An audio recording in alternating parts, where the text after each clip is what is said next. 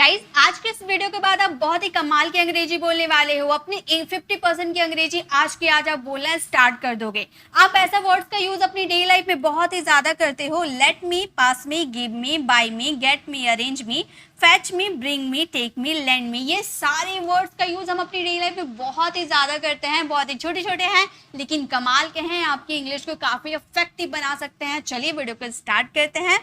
सबसे पहले अगर हम बात करें तो वो है लेट मी। लेट मी का मतलब होता है करने दो। अब ऐसे सेंटेंसेस तो बहुत बोलते हैं कि राम को खेलने दो, मुझे पढ़ने दो, उसे सोने दो, उसे बोलने दो, उसे अभ्यास करने दो, यानी कि कोई काम किसी को करने दो, यानी कि लेट मी। ओके, जैसे लेट मी गो, हम किसी को बोलेंगे ना उसे कुछ करने दो, यानी कि लेट मी गो। उसी तरह से let me think, let me sleep, let me speak English, let me play, यानी कि लेट मी गो यानी कि उसे जाने दो, लेट मी थिंक यानी कि उसे सोचने दो, लेट मी स्लीप यानी कि उसे सोने दो, लेट मी स्पीक इंग्लिश यानी कि उसे इंग्लिश बोलने दो, और लेट मी प्ले यानी कि उसे खेलने दो। अब जैसे आपने लेट मी के साथ सभी वर्ड का यूज किया, वैसे ही आप let him, let her, let us और लेट देम के साथ भी हम सभी वर्ड्स का यूज करते हैं। ओके, चलिए अब आपको मेरे साथ बोलना है, पहले बोलना है, उसके बाद ये सेंटेंसेस को आपको फ्रेम करने हैं। लेट मी गो यानी कि उसे जाने दो, लेट हिम थिंक यानी कि उसे सोचने दो, लेट हिम स्लीप यानी कि उसे सोने दो, लेट हिम स्पीक इंग्लिश यानी कि उसे इंग्लिश बोलने दो, लेट हिम प्ले यानी कि उसे खेलने दो। अब उसी तरह से चलिए नेक्स्ट देखते हैं। लेट हर गो यानी कि उसे जाने दो, किसी गर्ल की बात कर रहे हैं, ये बात हम कर रहे हैं किसी गर्ल की। लेट हर थिंक यानी कि उसे सोचने दो, लेट हर स्लीप यानी कि उसे सोने दो, लेट हर स्पीक इंग्लिश यानी कि उसे इंग्लिश बोलने दो, लेट हर प्ले यानी कि उसे खेलने दो, लेट अस गो यानी कि हमें जाने दो, लेट अस थिंक यानी कि हमें सोचने दो, लेट अस स्लीप यानी कि हमें सोने दो, लेट अस स्पीक इंग्लिश यानी कि हमें अंग्रेजी बोलने दो, लेट अस प्ले यानी कि हमें खेलने दो। अब देम यानी कि उन्हें, लेट देम गो यानी कि उन्हें जाने दो, लेट देम थिंक यानी कि उन्हें सोचने दो, लेट देम स्लीप यानी कि उन्हें सोने दो, लेट देम स्पीक इंग्लिश यानी कि उन्हें इंग्लिश बोलने दो, लेट देम प्ले यानी कि उन्हें खेलने दो। तो देखा आपने, हम लोगों ने एक वर्ड का यूज करके कितने सारे सेंटेंसेस बना लिया। तो अब आप भी बना सकते हो ना। तो यहाँ पर आपको 4 वर्ड्स दिख रहे होंगे, ये 4 वर्ड्स को आपको ट्रांसलेट करनी है और इसका आंसर कमेंट में देना है। ओके, तो चलिए नेक्स्ट देखते हैं। नेक्स्ट क्या है हमारा, नेक्स्ट हम बात करेंगे अब पास में। पास में यानी कि पकड़ा दो। जैसे कोई चीज होती है ना, मुझे बॉटल पकड़ा दो, मुझे कुछ पैसे पकड़ा दो, उसे एक किताब पकड़ा दो, यानी कि पकड़ा दो यानी कि पास में। ओके, जैसे पास मी द बॉटल यानी कि मुझे वो बॉटल पकड़ा दो, पास मी द बुक, मुझे वो बुक पकड़ा दो, पास मी सम मनी यानी कि मुझे कुछ पैसे पकड़ा दो, पास मी अ रेड पेन, मुझे एक रेड पेन पकड़ा दो, पास मी अ मोबाइल, मुझे अपना मोबाइल पकड़ा दो। है ना, इजी है ना। चलिए नेक्स्ट हम बनाते हैं। पास हिम द बॉटल यानी कि उसे बॉटल पकड़ा दो, पास हिम द बुक, उसे बुक पकड़ा दो, पास हिम सम मनी, उसे पैसे पकड़ा दो, पास हिम अ रेड पेन, उसे एक रेड पेन पकड़ा दो, पास हिम योर मोबाइल, उसे अपना मोबाइल पकड़ा दो। ओके, अब पास हर द बॉटल यानी कि उसे बॉटल पकड़ा दो, यहाँ गर्ल की बात करें। पास हर द बुक, उसे बुक पकड़ा दो, पास हर सम मनी यानी कि उसे मनी पकड़ा दो, पैसे पकड़ा दो, पास हर अ रेड पेन यानी कि उसे रेड पेन पकड़ा दो, पास हर योर मोबाइल यानी कि उसे अपना मोबाइल पकड़ा दो। इसी तरह से पास अस अब आपको बोलने हैं, ठीक है। मैं आपको बोलना दिखा दी कि कैसे आपको बोलने हैं, ये सारे वर्ड्स का यूज कैसे करने हैं। तो अब आपको पास अस और पास देम, अभी वीडियो को पॉज कीजिए, पहले इसे बोलिए, ठीक है। जैसे मैंने अभी बोलना बताया ना वैसे बोलिए, और इसका हिंदी क्या निकल रहा है वो भी समझिए। ओके, उसके बाद आप ये 3 सेंटेंसेस को फ्रेम कीजिएगा और इसका आंसर कमेंट में जरूर दीजिएगा। ओके, चलिए नेक्स्ट देखते हैं। नेक्स्ट अब हम बात करेंगे गिव मी। गिव मी यानी कि दे दो, गिव मी अ बुक, मुझे अपना बुक दे दो। ओके, तो गिव मी यानी कि दे दो। जैसे गिव मी वाटर, मुझे पानी दे दो, गिव मी 100 रुपीज, मुझे 100 रुपीज दे दो, गिव मी सम मनी, मुझे कुछ पैसे दे दो, गिव मी अ रेड पेन, मुझे एक रेड पेन दे दो, गिव मी योर मोबाइल यानी कि मुझे अपना मोबाइल दे दो। अब इसी तरह से गिव हिम वाटर, उसे वाटर दे दो, गिव हिम 100 रुपीज, उसे 100 रुपीज दे दो, गिव हिम सम मनी, उसे कुछ पैसे दे दो, give him a red pen, उसे एक रेड पेन दे दो, गिव हिम योर मोबाइल, उसे एक मोबाइल दे दो। ठीक है, उसे अपना मोबाइल दे दो। तो इसी तरह से गिव हर, गिव हस और गिव देम भी हम बना सकते हैं ना। ओके, जैसे गिव देम वाटर, उन्हें वाटर दे दो, पानी दे दो। गिव देम 100 रुपीज, उन्हें 100 रुपीज दे दो। Give him some money, give them some money, उन्हें कुछ पैसे दे दो।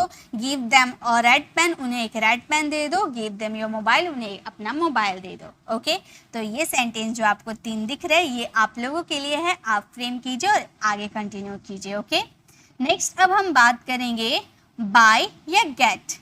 बाय मी या गेट मी यानी कि दिलवा दो। जब आप बात करते हो कुछ दिलवाने की तो वहां पर आप बाय मी या गेट मी की बात करते हो, यानी कि खरीद कर किसी को कोई काम, किसी को कुछ दिलवाने की बात कर रहे हैं।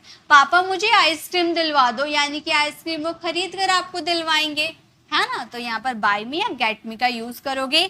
बाय मी अ पेन, मुझे एक पेन दिलवा दो। बाय हिम अ कार, उसे एक कार दिलवा दो। Bye her a English book, an English book, उसे इंग्लिश बुक दिलवा दो। बाय एज अ नोटबुक, हमें एक नोटबुक दिलवा दो। Bye them a new phone, उन्हें एक न्यू फोन दिलवा दो। ठीक है, तो इस तरह से आप बाय की जगह गेट का भी यूज कर सकते हो। अगर आप बेसिक लर्नर हो तो आप बाय का यूज करो, परफेक्ट है। लेकिन अगर आप एडवांस इंग्लिश बोलना चाहते हो तो बाय को रिप्लेस कर आप गेट का यूज करोगे। Get me a pen, get him a car, get her a English book, get us a notebook, get them a new phone. Okay, और ये 3 सेंटेंस आप फ्रेम कीजिए और इसका आंसर कमेंट में दीजिए। चलिए नेक्स्ट देखते हैं। अभी हमने बात किया बाय मी और गेट मी का मतलब होता है दिलवा दो, और अरेंज मी का मतलब भी होता है दिलवा दो। बाय मी और गेट मी का मतलब होता है खरीद कर कुछ चीज दिलवाने की बात करें, और यहाँ पर अरेंज करके यानी कि खरीद कर नहीं, किसी से कुछ व्यवस्थित करके आपको दिलवाने की बात कर रहे हैं। जैसे अरेंज मी अ पेन, यानी कि पेन वो खरीद कर आपको नहीं दिलवाएंगे, किसी से मांग कर आपको दिलवा देंगे, है ना। आप स्कूल में हो, आपके पास पेन नहीं है तो आपने अपने दोस्त से बोला कि मुझे एक पेन दो, तो मुझे एक पेन दिलवा दो तो किसी से, तो वो क्या स्कूल में किसी से खरीदेगा नहीं, अपने किसी और फ्रेंड से एक पेन मांगेगा और आपको दिलवाएगा, है ना। तो इस वाले सेंस में आप अरेंज का यूज करोगे। ठीक है, अरेंज मी अ पेन यानी कि मुझे एक पेन दिलवा दो। अरेंज हिम अ कार, उसे एक कार दिलवा दो, यानी कि अरेंज करके दिलवा दो, खरीद कर नहीं। Okay, arrange her an English book, उसे इंग्लिश बुक दिलवा दो। अरेंज अस अ नोटबुक, उसे नोटबुक दिलवा दो। Arrange them a new phone, उन्हें एक न्यू फोन दिलवा दो। ठीक है, और ये सब अरेंज करके दिलवाने की बात हो रही है। तो ये 3 सेंटेंसेस आप फ्रेम करना और इसका आंसर कमेंट में देना। चलिए नेक्स्ट देखते हैं। नेक्स्ट अब हम बात करेंगे फैच मी या ब्रिंग मी। फैच मी और ब्रिंग मी दोनों का मतलब होता है ला दो, यानी कि लाने के सेंस में हम यूज करेंगे। फैच मी या ब्रिंग मी दोनों में से किसी का भी यूज कर सकते हो, और इसके जगह आप गेट का भी यूज कर सकते हो। गेट आपका एडवांस साउंड करते हैं। देखिए गेट जो होता है एक मैजिकल वर्ड है, इनका यूज बहुत सारे सेंटेंसेस में आप कर सकते हो किसी भी वर्ड को रिप्लेस कर। जैसे अभी आपने बाय को रिप्लेस कर गेट का यूज किया था ना, वैसे आप ब्रिंग और फैच को रिप्लेस कर आप वहां पर गेट का यूज कर सकते हो। कुछ भी गलत नहीं होगा आपके सेंटेंस में। ओके, जैसे bring me a glass of water, मतलब मुझे एक गिलास पानी ला दो, मेरे लिए एक गिलास पानी ला दो। आप ब्रिंग के जगह फैच का यूज कर सकते हो। Fetch me a glass of water, या get me a glass of water, मेरे लिए एक गिलास पानी लेकर आ दो। ठीक है, ब्रिंग हिम अ मोबाइल, उसके लिए एक मोबाइल ला दो। ब्रिंग हर अ बुक, उसके लिए एक बुक ला दो। ब्रिंग अस सम क्लोथ्स, हमारे लिए कुछ कपड़े ला दो। ब्रिंग दैम सम वेजिटेबल्स, उनके लिए कुछ सब्जियां ला दो। ओके, यानी कि आप ब्रिंग का यूज करो या गेट का यूज करो या फिर आप यहाँ फैच का यूज करो, दोनों तीनों का मतलब होता है लाने के सेंस में। जहाँ पर फैच और ब्रिंग आपका बेसिक लर्नर हो तो परफेक्ट है, लेकिन आप एडवांस इंग्लिश बोलना चाहते हो तो सब गेट का यूज करता है, तो आप भी गेट का यूज करना, काफी एडवांस साउंड करते हैं। ओके, तो ये 3 सेंटेंसेस आप लोगों के लिए है, ये आप फ्रेम कीजिएगा और इसका आंसर कमेंट में दीजिएगा। ओके, चलिए नेक्स्ट देखते हैं। नेक्स्ट हम बात करेंगे टेक मी। टेक मी का मतलब होता है लेने दो, यानी कि कोई चीज है आप बोलते हो लेने दो, टेक मी। ठीक है, जैसे टेक मी अ ब्रेक, मुझे ब्रेक लेने दो। टेक मी अ ब्रेक, मुझे ब्रेक लेने दो। टेक हिम अ लुक, मुझे एक नजर डालने दो। इसके बहुत सारे अलग अलग मीनिंग हो सकते हैं। उसे नजर डालने दो, take him a look. Take her a chance, उसे एक मौका लेने दो, एक चांस लेने दो। Okay, take us a decision, हमें एक डिसीजन लेने दो। ठीक है, हमें एक डिसीजन लेने दो। टेक देम रिस्पॉन्सिबिलिटी, उन्हें रिस्पॉन्सिबिलिटी यानी कि जिम्मेदारी लेने दो। ओके, तो मुझे एक ब्रेक लेने दो, मुझे एक नजर डालने दो, हमें एक निर्णय लेने दो। ये सेंटेंसेस 3 आप फ्रेम करोगे और इसका आंसर कमेंट में दोगे। ओके, चलिए नेक्स्ट देखते हैं।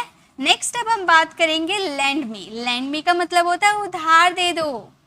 अब उधार की बात करते हैं तो लैंड का यूज करते हो, और उधार देने की बात करोगे तो वहां पर लैंड का यूज करोगे। उधार लेने की बात करोगे तो वहां बोरो का यूज करोगे। ओके, जैसे लैंड मी 100 रुपीज, यानी कि मुझे 100 रुपीज उधार देने दो।